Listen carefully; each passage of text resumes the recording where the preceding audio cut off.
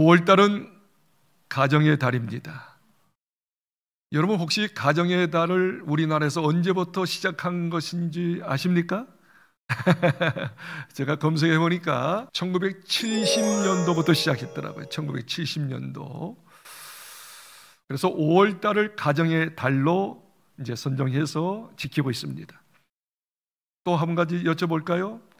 세계적으로 가정의 날이 있을까요? 유엔에서 1989년 5월 15일 날 이제 전 세계적으로 가정의 날로 선정했습니다. 그게 바로 5월 15일이죠. 자, 그렇다면 5월 달에 많은 가정의 달 행사가 있죠. 5월 5일 어린이날, 5월 8일 잘 모르셔요? 5월 15일 스승의 날, 19일 혹시 아시나요? 성년의 날, 성년. 그 다음에 21일 부부의 날, 부부의 날. 그래서 5월 달은 이 가정 중심으로 이렇게 행사들이 많이 있습니다. 그럼 왜 가정의 날을 이렇게 선정했을까요? 5월달 가정의 날로 쭉 이렇게 지키고 있을까요? 세 가지 이유 때문에 그렇다고 나왔더라고요. 첫 번째는 뭐냐면 5월달만큼이라도 가족들이 같이 모이는 시간을 좀 많이 가졌으면 좋겠다.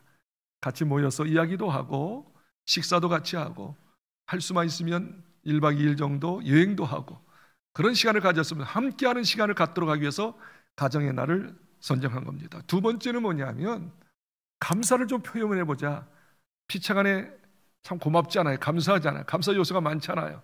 부모님께 감사하고 또 자녀에게도 감사하고 형제들에게도 감사하고 그래서 감사 말도 하고 또 편지도 좀 보내고 또 선물도 좀 준비해서 선물도 이렇게 교환하면 너무 좋지 않겠나. 너무 고마운 분들이기 때문에. 마지막 세 번째가 더 중요해요. 왜 가정의 날을 선정했을까요? 그 이유는 뭐냐면 열심히 나름대로 살다 보니까 바쁘다 보니까 잘 챙기지도 못하죠. 남편도 챙기지 못하고 아내도 챙기지 못하고 자녀들과 부모님을 챙기지 못했어요. 그리고 여러 가지 자기의 어떤 잘못된 성격 때문에 툭툭 말 한마디 한마디가 비수를 꽂고 상처를 줬던 말도 많단 말이에요. 행동도 그렇고. 그래서 세 번째 가정의 날을 선정한 이유는 뭐냐면 사과하기 위해서, 반성하기 위해서, 그리고 다시 심기일전에서 일어나기 위해서, 그래서 자기 사명 감당하기 위한 다짐을 결심하기 위해서 가정의 날을 설정했답니다. 그래서 우리 가정의 날 가운데 좀 부족한 부분들, 잘못된 부분들 있잖아요. 고백하고 잘못했다고 용서해달라고, 용서받고 용서해주고 그런 어떤 서로 사과하고 하나 되는, 그리고 다시 한번 자기 사명을 일깨워서 일할 수 있는 그런 어떤 분발의 시간이 됐으면 참 좋겠다, 그런 의미인 줄 믿습니다. 아무쪼록 5월 달에 좀 가족과 같이 있을 수 있는 시간이 많이 갖기를 바랍니다. 아멘. 감사를 좀 표현했으면 좋겠고요. 그리고 사과하고 정말 다시 한번 연합해서 일어날 수 있는 가정들이 됐으면 좋겠습니다. 그리고 성경에서는 가정을 어떻게 의미하고 있습니까? 성경에서는 어떻게 가정을 이야기하고 있습니까? 가정을 만드신 분이 바로 하나님이셨어요. 창세기 2장 18절 보니까 우리 한번 같이 읽어볼까요? 여호와 하나님이 이르시되 사람이 혼자 사는 것이 좋지 아니하니 내가 그를 위하여 돋는 배필을 지으리라 하시니라. 아담 혼자 살았어요. 혼자 사니까 말이죠, 좀 처량하게 보이고 외롭게 보였어요. 그래서 아내를 만드셔서 이제 아담에게 이렇게 건네주었습니다. 그리고 서로 같이 돕는 배필이 되도록 행복하게 살도록 그렇게 만드셨습니다. 이 가정은 바로 사람이 만든 게 아니에요. 하나님이 지정하신 겁니다. 하나님께서 어떻게 해요? 행복한 가정 되라고 말이죠.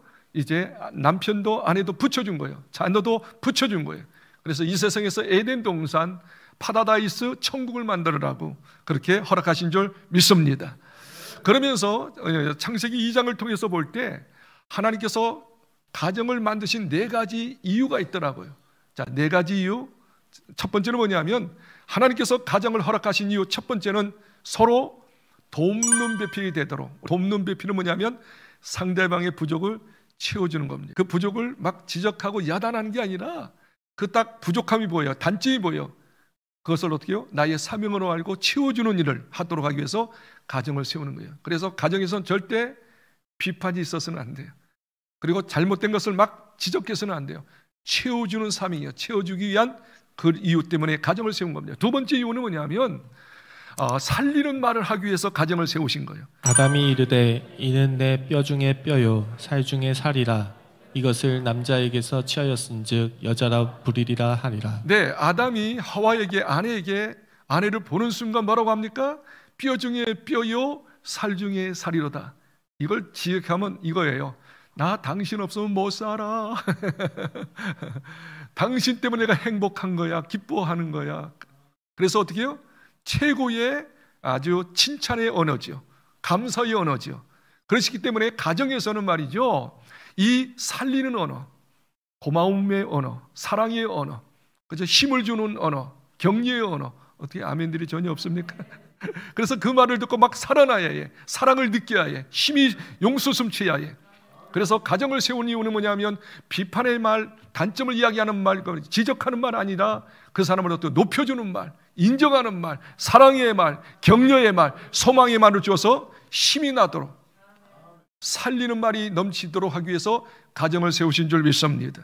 그 다음에 세 번째, 가정을 세우신 이유가 뭐냐면 분열, 나눔이 아니라 하나 되도록. 그래서 하나가 돼서 어떤 문제가 있어도 하나가 되면 문제 해결할 수 있잖아요.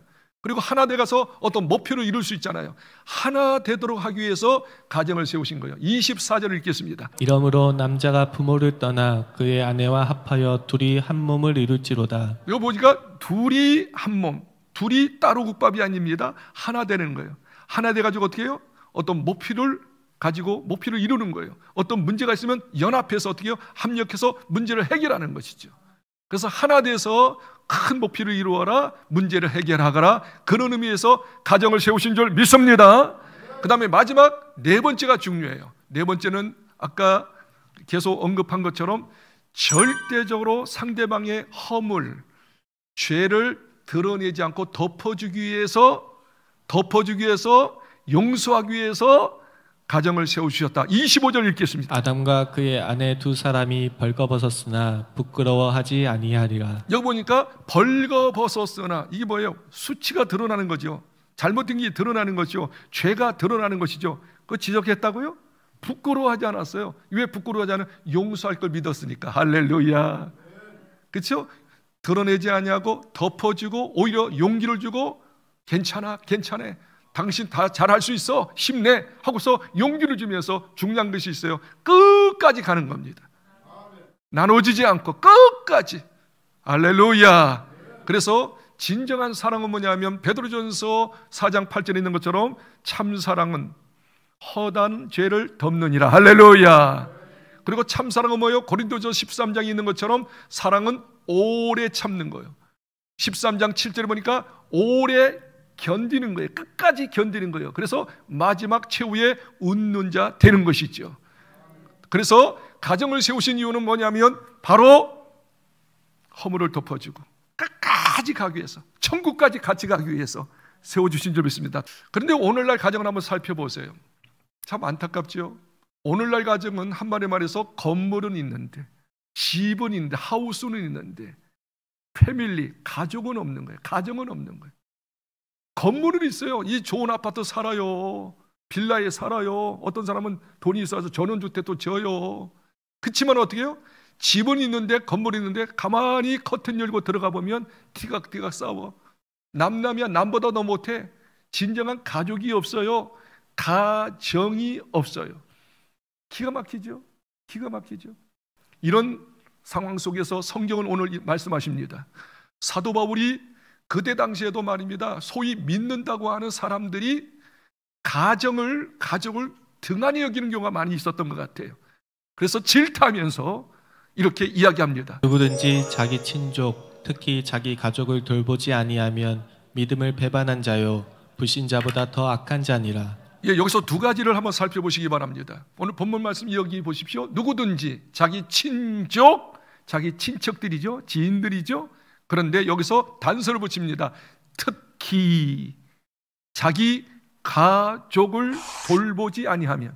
이게 우선주의, 특히라고 하는 것은 먼저 할 것을 말합니다. 다른 것보다, 다른 일보다, 친구 만나는 것보다, 그렇죠? 어떤 행사보다 가족을 더 돌봐라. 가정을 더 돌봐라. 자, 우리 예수 믿고 구원받은 사람은 우선순위를 잘하는 거예요. 우선순위를 잘하는 사람이 성도입니다. 그러면 우선순위, 성도의 우선순위가 뭘까요? 첫 번째, 5가지가 있는데 보통 이제 우리 기독교 학자들이 이야기하는 거예요. 우리 기독교 학자들이, 우리 성도들이 우선순위, 우리는 하나님의 자녀예요. 하나님의 자녀는 영적인 아버지를 공경해 예배해야 해요. 우리가 할 것은 예배입니다. 성도들의 첫 번째, 나를 구원하시고 나를 하나님 자녀 삼으시고 천국 백성 삼으신 그 은혜에 감격해서 하나님 앞에 예배하는 일을 먼저 하는 거예요. 우리를 구원하신 것은 하나님을 영화롭게 하기 위해서, 예배하기 위해서 이렇게 구원받게 하셨으니까 우리 예수 믿는 사람은 만사 제쳐놓고 오늘같이 내일 연휴고 그 다음날 연휴고 이렇게 예배 시간에 예배 이렇게 받는 사람들 보면 정말 구원받았나? 하나님의 자녀가 되었나? 하나님의 은혜 아느나? 내가 지금까지 산 것은 하나님의 은혜인 줄 안다면 먼저 할 것이 예배입니다. 모든 걸 만사 제쳐놓고 예배 우선주의가 돼야 될 줄 믿습니다. 이게 첫 번째 우선. 그 다음에 은혜 받고 난 다음에 그 은혜를 어디에 쏟아내야 하나? 가정이에요. 가정. 그래, 가정 일을 해야 해요. 남편 섬기고 아내 섬기고 자녀 섬기고 부모님 섬기고 가정에 은혜 받은 걸 쏟아부어야 될 줄 믿습니다. 그 다음에 세 번째 우선순위는 뭐냐면 직장 생활이죠. 왜? 직장 생활에 돈 벌고 또 가정도 꾸미고 헌금도 하고 하는 거 아니겠어요? 직장 생활이에요. 그 다음에 네 번째는 뭐냐면 이제 교회에 맡겨진 직분을 감당하는 거예요. 교회 사명 감당하는 거예요. 네 번째예요. 그 다음에 마지막 5번째가 뭐냐면 자기 여가 선용하는 겁니다. 취미 활동하는 겁니다. 그때 이제 등산도 가고 친구도 만나고 여러 가지 일을 하는 것이죠. 그래서 예수 믿고 구원받은 사람의 이 우선순위, 먼저 할 것과 나중 할 것을 정확하게 하는 사람이 균형 잡힌 성도예요. 그래야지만 하나님께서 더 은혜를 주시고 써주실 줄 믿습니다. 그 다음에 오늘 본문 말씀 다시 보면 먼저 특히 가족을 돌보라 할 때 은혜 받고 은혜 받는 것을 어디다 쏟아보라? 가정에게 집중하여 쏟아보라. 가정을 살려라 그거예요. 그리고 또 보니까 누구든지 자기 친조, 특히 자기 가족을 돌보지 아니하면 믿음을 배반한 자여 불신자보다 더 악하도다. 여기 중요한 말이 있어요. 가정을 돌보지 않고 가정을 잘 세우지 않으면 목사일지라도 직분자일지라도 성도일지라도 성경 말합니다. 믿음을 배반했다고. 이 믿음을 배반했다는 의미가 뭘까요? 성경에서 그렇게 가르치지 않았다고요. 예배소서 5장 6절에 보면 가정에 대해서 아주 자세히 말씀하셨어요. 아내들아 남편을 먼저 순종하고 복종하라. 그리고 남편들아 아내를 자기 몸같이 사랑하라. 자녀들아 부모님을 공경하라. 효도하라. 부모님들아 바로 자녀들을 교양과 흉계로 잘 가르치고 양육하라. 성경에는 말입니다. 가정에 대해서 가정을 세우도록 가정을 잘 만들도록 말씀하신 거예요. 그러나 가족을 돌보지 않고 가정을 세우지 않는 그 사람이라면 믿음을 배반한 거예요. 그리고 더 놀라운 이야기를 하죠. 불신자보다 더 악하도다. 이 불신자보다 더 악하다는 말이 뭐예요? 예수 믿지 않아도 가족을 끔찍하게 살아가잖아요. 좀 이따 오후에 한번 여기 중앙공원 가보세요. 예수 안 믿는 사람들이 자기 가족들 데려가지고 아주 거의 피크닉 하잖아요. 예? 맛있는 거 싸워가지고 이야기도 하고 막 운동도 같이 하고 교제도 하고 좋잖아요. 믿지 않는 사람도 가족을 끔찍하게 생각하는데 예수 믿고 구원받은 하나님의 명령을 받은 우리들은 어떻게 해요? 가족을 등한히 한다? 가정을 세우지 않는다? 믿음을 배반할 뿐만 아니라 믿지 않는 사람보다 더 악한 거예요. 악하다고 이야기합니다. 그렇기 때문에 우리는 가정을 책임져야 될 줄 믿습니다. 가정을 세워야 될 줄 믿습니다. 크게 아멘. 어떻게 하면 가정을 정말로 천국 같은 가정, 좀 복 있는 가정으로 만들 수 있을까? 제가 한 주간 동안 기도해 봤어요. 하나님께서 강력하게 저에게 주신 메시지가 있었습니다. 오늘날 가정, 특히 예수 믿고 구원받은 가정들 한번 살펴보세요. 한 주간 동안 혹은 한 달 동안 몇 달 동안 우리 가정에서 찬송 소리가 들린 적이 있을까? 우리 가정에서 기도 소리가 들린 적이 있을까? 우리 가족 식구들이 같이 모여서 성경 말씀을 같이 읽는 시간이 있었을까? 우리 가족끼리 모여서 목사님이 주신 메시지 혹은 수요일날 또 새벽 기도에 주셨던 메시지를 새기면서 우리 영의 아버지 목사님이 우리에게 영의 양식을 주셨는데, 살도록 하셨던 축복의 메시지 주셨는데 이 말씀을 주시지 않았나? 우리 이 말씀대로 우리 살았나? 이 말씀 가지고 같이 이야기하면서 붙잡고 결단하며 기도한 적이 있었나? 오늘날 가정들이 왜 이렇게 됐나? 왜 물질 중심이 되고 자기 중심 이기주의가 됐는가? 왜 진짜 가족의 소중성, 패밀리의 소중성을 모르고 있는가? 그거가 뭐냐면 바로 가정마다, 특히 예수 믿는 가정마다 가정재단이 다 무너졌어요. 가정재단이 무너졌어요. 더 쉽게 이야기해, 가정예배가 없어서 그래요. 찬송 소리가 안 들려요. 기도 소리가 안 들려요. 성경 말씀을 같이 나누는 시간이 없어요. 무슨 소리가 들려요? 뉴스 소리만 들려요. 세상 유행가 소리만 들려요. 세상은 잡다한 자기 핏대 올리는 비판 소리만 들려요. 그래서 아우성이에요. 아우성. 그러니 그 가정이 어떻게 성경 말씀대로 서로 돕는 배필이 되고 천국 방언이 나오고 하나 돼서 문제를 타개하고, 그리고 그 문제 죄가 드러나고 수치가 드러나면 메꿔주고 사랑의 공동체가 될 수 있겠느냐 그 말이에요. 말씀이 없는데, 기도가 없는데, 찬양이 없는데, 메시지가 없는데, 그 인간 소리만 나오는 거예요. 세상 소리, 세상 문화로 가득 채워진 거예요. 그래서 지금 우리 성도들의 가정들이 세상 문화로 가득 차요. 더 아주 리얼하게 얘기해요. 마귀로 가득 차 있어요. 어둠으로 가득 찼어요. 다 자기들이 어떻게 해요? 다 하나님이야. 자기 소리만 더 드러내. 거기 하나님 말씀이 없어. 성령의 음성이 없어. 그러니 서로 치고받고 싸움박자라고 너 죽고 나 죽고 그렇게 해가지고 붕괴되는 가정이 되지 않는가. 그래서 다시 결론적으로 이야기하면 이겁니다. 가정을 살릴 수 있는 비결, 가정을 천국으로 만들 수 있는 비결, 가정재단 쌓아야 한다라고 하는 거예요. 무너졌던 가정재단, 해체됐던 가정재단 다시 쌓고 하나님의 이름을 부르고 찬송을 부르고 기도하고 말씀을 나눌 때 그 가정이 회복되리라. 깨닫기를 주의 이름으로 축복합니다. 성경에 보니까 정말 가정재단 드림으로 가정이 살아나는 가정이 많이 있는데 그 중에 한 가지만 소개할게요. 이 가정을 보고 우리가 도전받고 다시 이렇게 회복되어야 될 줄 믿습니다. 사도행전 21장 8절과 9절 같이 읽겠습니다. 이튿날 떠나 가이사랴에 이르러 7 집사 중 하나인 전도자 빌립의 집에 들어가 머무니라. 그에게 딸 넷이 있으니 처녀로 예언하는 자라. 바로 빌립 집사님의 가정이에요. 빌립 집사님. 여러분, 빌립 집사님이 어떤 분이에요? 여기 보니까 7 집사 중 하나 전도자인 빌립이라고 그랬어요. 사도행전 6장에 보니까 초대교회 교회가 막 붕대니까 신실한 믿음의 사람, 성령 충만한 사람, 지혜로운 사람 7명의 남자 집사를 세웠죠. 그 중에 한 사람이 빌립 집사였어요. 근데 이분은 어떻게 해요? 성령이 워낙 충만해가지고 말입니다. 가만히 있지 않았어요. 밖에 나가서 복음을 증거해서, 특별히 사도행전 8장에 보면 4절부터 8절에 보면 이 사마리아 지역에 가서, 사마리아 지역에 온갖 우상들이 많거든요. 온갖 귀신들이 달락달락 붙었어요. 그리고 미신들이 많았어요. 우상 믿는 미신들이 많았어요. 그곳에 가서 말입니다, 강력하게 예수는 그리스도라고 복음을 증거했어요. 수많은 사람이 예수를 믿었어요. 근데 예수를 믿었는데 병든 자가 많았어요. 귀신 들린 자가 많았어요. 중풍병자가 많았어요. 빌립 집사님이 전도만 한 것이 아니라 그를 위해서 축사할 때, 기도해 줄 때 귀신이 몰려가고 중풍병자가 고침받고 치료받는 역사가 일어났어요. 그래서 그 성에 기쁨이 충만한 성이 됐다라고 성경이 이야기하고 있어요. 빌립 집사님이었어요. 평신도였어요. 그런데 수많은 사람들을 살렸어요. 그런데 여기서 중요한 이야기 할게요.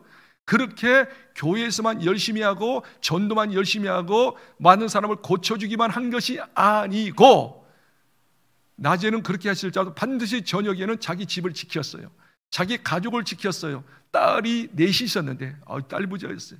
딸이 넷이었는데 딸을 영적으로 살렸어요. 다시 성경을 보겠습니다. 자, 사도행전 21장 9절을 읽겠습니다. 9절을. 그에게 딸 넷이 있으니 처녀로 예언하는 자라. 빌립은 말을 교회 일만 열심히 하지 않았어요. 그렇죠? 전도만 열심히 하지 않았어요. 자기 가정을 살렸어요.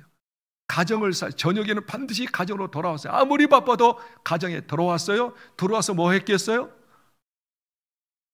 기도했어요. 말씀을 같이 읽었어요. 찬송했어요. 막 계속적으로 하루 이틀 계속 저녁마다 가정재단 쌓고 싸니까 딸 넷이요. 근데 딸을 이야기할 때 이렇게 이야기합니다. 처녀 넷이라고 합니다. 처녀들이에요. 여러분 한번 생각해 보세요. 오늘날도 그렇고 그때도 그렇지 않겠어요? 처녀는 뭐예요? 꾸미기 바빠요. 그냥 꾸미기 바빠요. 자기 몸매 가꾸기 바빠요. 그리고 처녀니까 어떻게 해요? 아마 10대에서 20대 정도 됐겠죠? 결혼 대상 만나려고 말입니다. 예? 사람 말이죠. 만나려고 연애하기 바빠요. 세상적으로 바빠. 또 처녀니까 어떻게 해요? 또 직장도 다니겠죠? 한마디 말해서 말입니다. 자기 꾸미기 바쁘고 말이야. 예인 찾기 바쁘고 놀러 가기 바쁘고 돈 벌기 바쁘고 그런 아이들을 저녁마다 모아놓고 예배 드린다? 근데 예배로 끝나지 않았어요? 성경 보니까 다 애연한 자요. 영의 눈이 열렸어요. 다 방언을 해. 능력자가 됐어요. 그렇게 될 수 있었던 비결이 뭐예요? 하루 이틀 가지고 기도하면 됩니까? 아니죠. 매일 저녁마다 기도할 거예요. 그냥 기도했겠어요? 뜨겁게 기도했겠죠. 기도만 했겠어요? 찬송도 힘있게 부르겠죠. 성경도 받겠죠. 그래서 성령이 말씀과 기도가 있을 때, 찬양이 있을 때 성령이 임해가지고 오순절의 역사가 다시 재현된 거 아니겠어요? 다 방언이 터지고 말이죠. 영의 눈이 열려가지고 천국도 보고 말이죠. 앞으로 어떻게 된 것도 다 이야기할 수 있는 신령한 자가 다 됐어요. 이렇게 될 수 있었던 비결이 뭐예요? 빌립이 교회 일만 열심히 한 게 아니에요. 자기 가정일, 자녀들을 단속한 거예요. 자녀들을 위해서 기도한 거예요. 가정재단 싼 거예요. 또 쌓고 또 쌓고 싸다 보니 하나님의 때가 되매 성령이 임하셔서 다 영의 사람이 된 줄 믿으시기 바랍니다.